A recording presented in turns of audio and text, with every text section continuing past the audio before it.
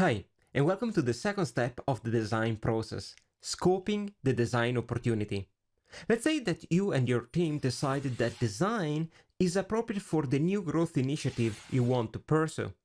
In the previous video, I introduced the design thinking opportunity template as a guide to decide if rational thinking or design thinking is more appropriate for your new project.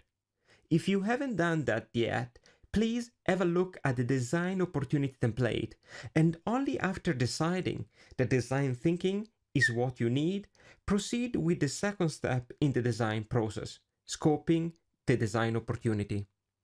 What we are doing here is trying to identify the appropriate size for the challenge or opportunity behind your project.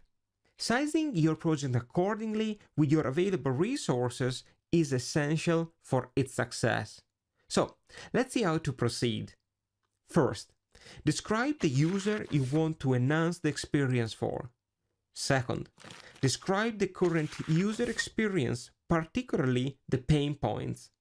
Third, describe the current journey of the user by adopting the existing solutions. And fourth, describe the opportunity behind your project and how it differs from the existing solutions. What you need to do now is to explore broader possibilities for value creation. To do so, you ask the question, why does my project matter? What are the desired outcomes of my project? Let's say that you define the opportunity of your project as enhancing employees' retention. You have to ask, what are the desired outcome of a higher employees' retention? One could be lowering the overall cost of HR, and this might suggest you a broader scope for your initial definition of the opportunity. Another desired outcome of higher employees' retention could be boosting efficiencies in the workforce. As you see, here we are looking for a higher or a wider definition of the scope for your project.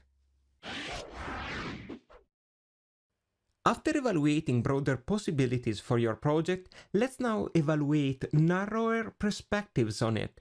You can do this by considering the obstacles and barriers to the realization of your project. Let's continue with our example. What is a barrier in the way to achieve higher employee retention? One could be the lack of incentives to remain in the organization. Therefore, a narrow opportunity for your project could be developing a set of initiatives, for example, in the form of benefits for employees to remain in the organization. Another obstacle or barrier in achieving higher employee retention could be the lack of employee engagement. So, a narrower scope for your project could be developing initiative enhancing employees' participation or contribution in the organization. The scoping your project template enables you to simultaneously see a broader but also a narrower interpretation of the opportunity or challenge behind your project. This is a useful exercise in order to appropriately define the scope for your project. Also, doing this makes a project more collaborative and gives everyone in the team the possibility to share his or her thoughts.